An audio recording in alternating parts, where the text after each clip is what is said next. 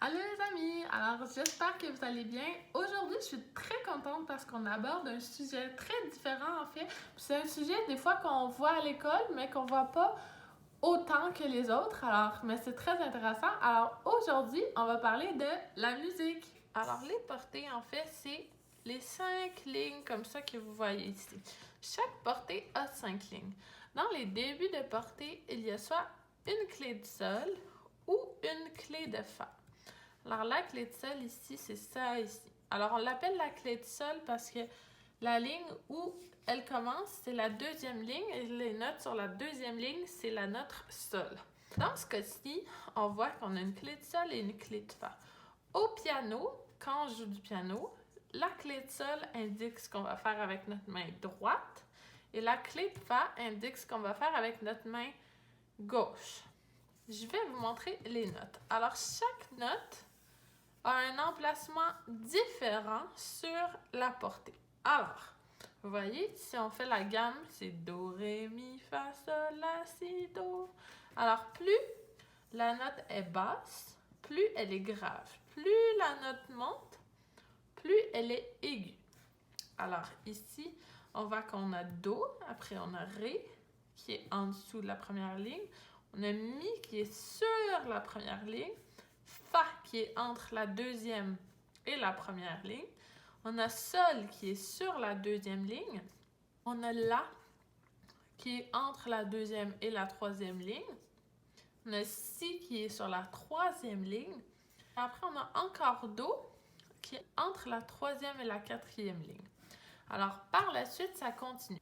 Par exemple, si j'ajoutais une autre note ici, alors cette note-là ici, ça serait Ré encore parce que ça continue. Plus on monte, les notes se répètent, mais plus elles sont aiguës. Alors, ça serait encore Ré. Alors, ces notes-là ici et ces notes-là,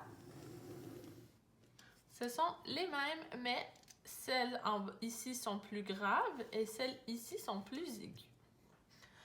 Aussi, vous pouvez voir que ici, les notes sont dessinées comme des ronds blancs. On appelle ça des rondes ici, quand elles sont dessinées comme ça. Mais vous allez voir, elles ne sont pas toujours dessinées comme ça. Puis, la façon dont les notes sont dessinées indique leur longueur un peu selon le rythme. Comme vous pouvez le voir ici, chaque note, le temps qu'elles prennent, leur durée, on l'exprime en temps.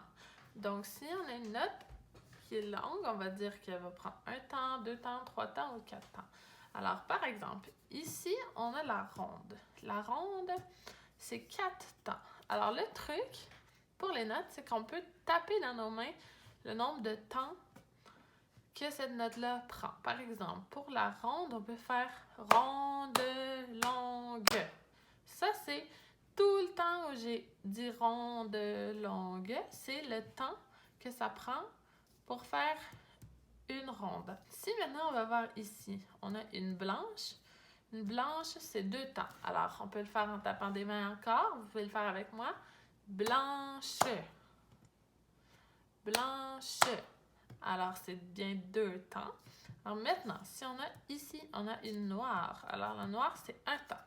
Quand on l'a dit, on dit noir, c'est un seul temps. Alors, un tapement des mains. On a la croche. Alors, la croche, c'est encore plus court qu'une noire. Alors, c'est... Et là, ça continue. Alors, double croche, c'est la moitié plus court, etc. Alors, plus on descend ici dans la liste, plus les notes sont courtes. Alors, et plus on est en haut, plus elles sont longues. Alors, comme vous voyez, ici, c'est plusieurs symboles qu'on peut retrouver sur une portée. Alors, on a le carré, on a la ronde, la blanche, la noire, la croche, la double croche, triple croche, quadruple croche, plein d'autres, soupir, demi-soupir, quart de soupir, etc. Alors, quand on parle ici, comme vous voyez, ça dit figure de note. Alors, quand c'est ces notes ici, on fait un son. On fait, par exemple, une note quelconque. Mais si vous voyez les symboles ici, ça veut dire qu'on fait une pause. Pour suivre le rythme, des fois dans la musique, il faut arrêter, faire des petites pauses. Alors, selon le signe, ça vous explique la longueur des pauses. On a vu que la ronde, c'est 4 temps. On va écrire les temps avec. Je vais les écrire avec vous. Les temps. Alors, la ronde, c'est 4. La blanche, vous vous souvenez? Blanche. Alors, c'est 2 temps. La noire, 1 temps. La croche, un demi-temps, donc la moitié du temps du noir. Après, on a un quart. La double croche qui est un quart de temps. La triple croche qui est un huitième de temps.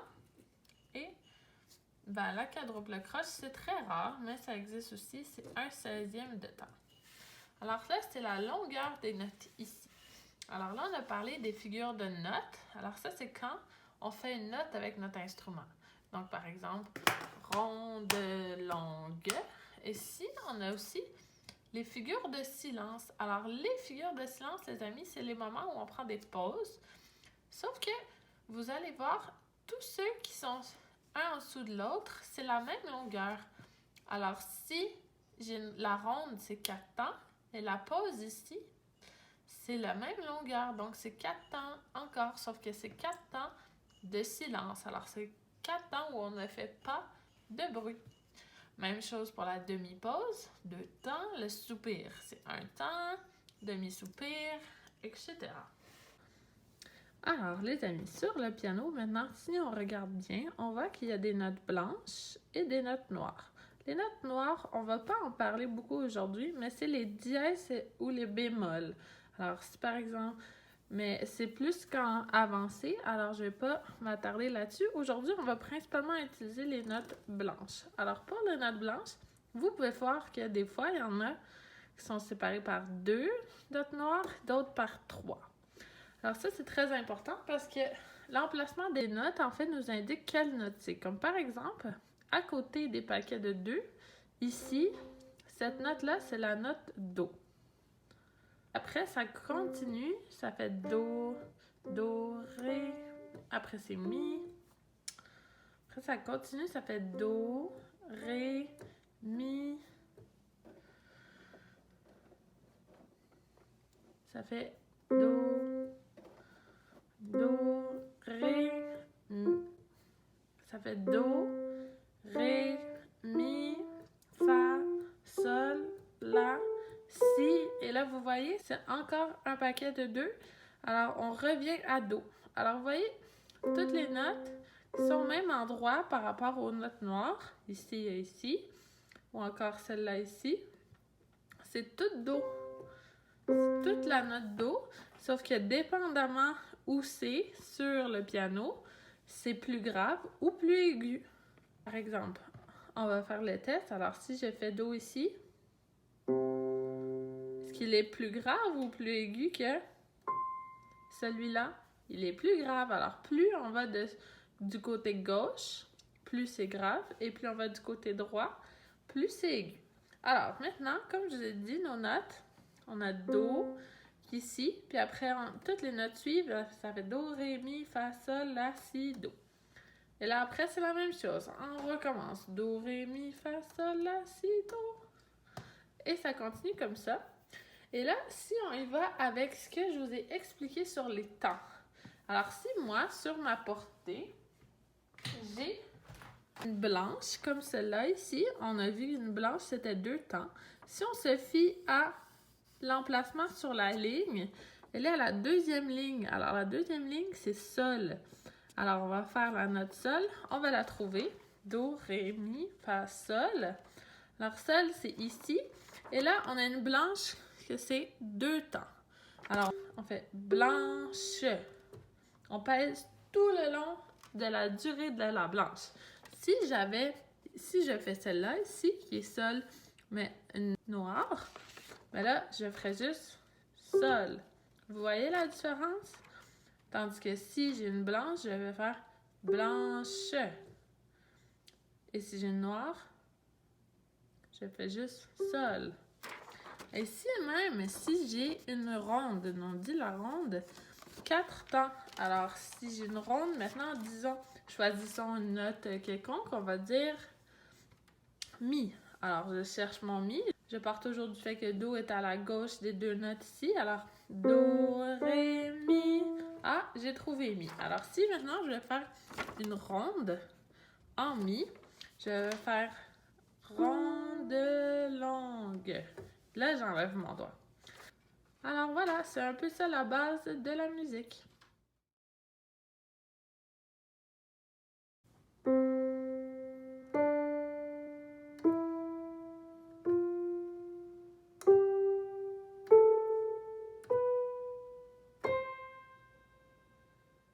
Alors, j'espère que vous avez aimé, les amis. Alors, évidemment, aujourd'hui, tout ce qu'on a dit sur le piano, uniquement, ça s'applique pour le piano. Par exemple, où sont placées les notes sur le piano. Mais tout le reste, comme le temps des notes, les portées, la clé de sol et tout ça, ça s'applique à tous les instruments, que ce soit la guitare, que ce soit la trompette, que ce soit la flûte, n'importe quoi en fait. Alors, vous allez pouvoir réutiliser ces connaissances-là pour les autres instruments aussi. J'espère que vous avez aimé. Puis, si jamais vous faites un peu de musique à la maison, ben, envoyez-nous des vidéos de ce que vous avez fait.